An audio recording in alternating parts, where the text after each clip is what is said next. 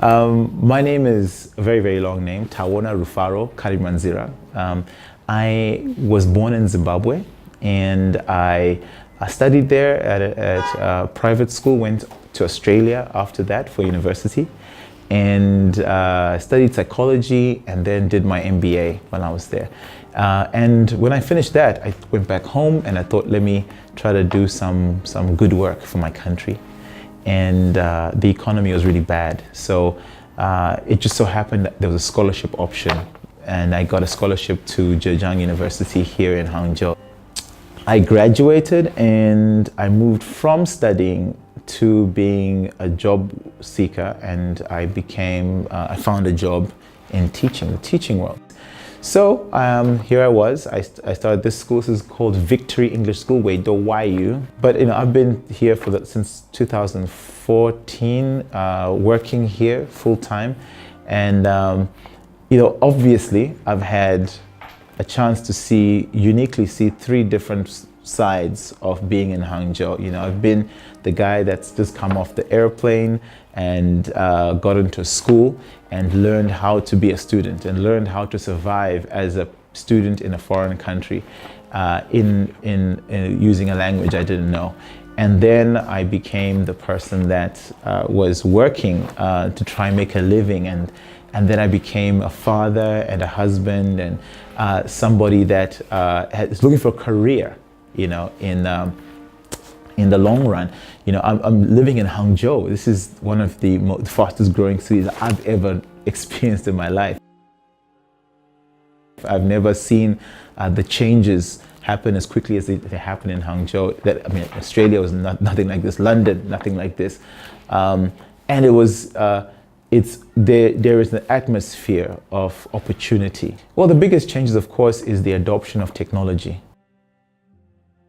And I think the biggest one is that sometimes their parents send their kids here with only 1 year of school fees, and they tell their kids, okay, just find a way. Now that's challenging. So if you don't have the chance to even get a job here, it's even worse.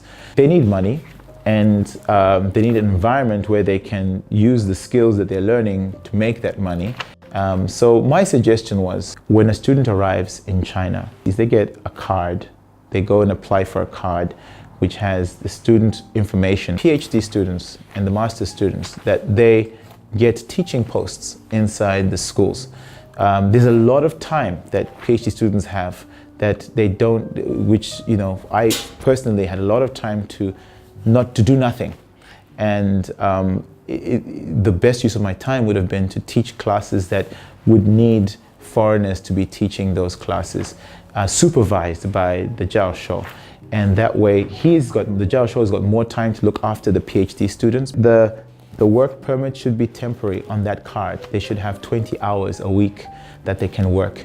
And they should be allowed to work within a set number of kinds of jobs that the government can say, okay, you can work in these jobs, but you can't work in these jobs, and it's fine.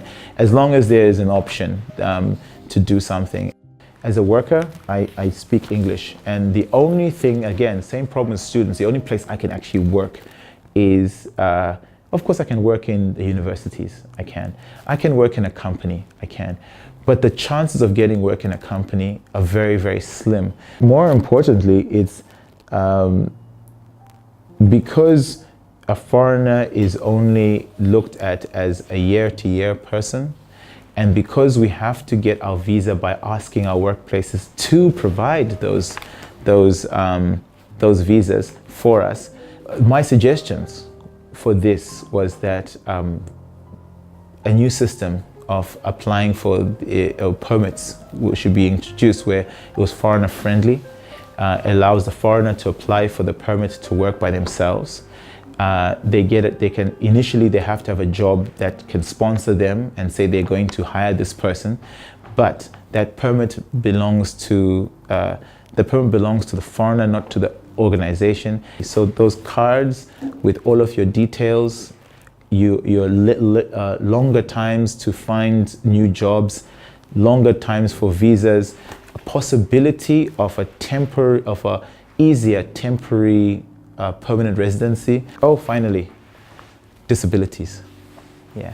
I came to China, I had a big accident before I came to China, so I couldn't walk for 6 months before I came to China. And so it was difficult because all of the toilets, the bathrooms, were squat toilets. They weren't the sitting ones.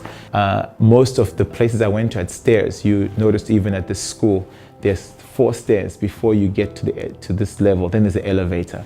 But I couldn't get up those 4 stairs. And we found that it was very difficult to move around. So I really do think that some kind of a campaign for public awareness for this, because they couldn't see the city, they couldn't experience it. So disabilities is a very big thing. I love Hangzhou. I think keep going, keep working, keep trying to improve, but also keep talking to everybody. Find more ways to talk to us foreigners.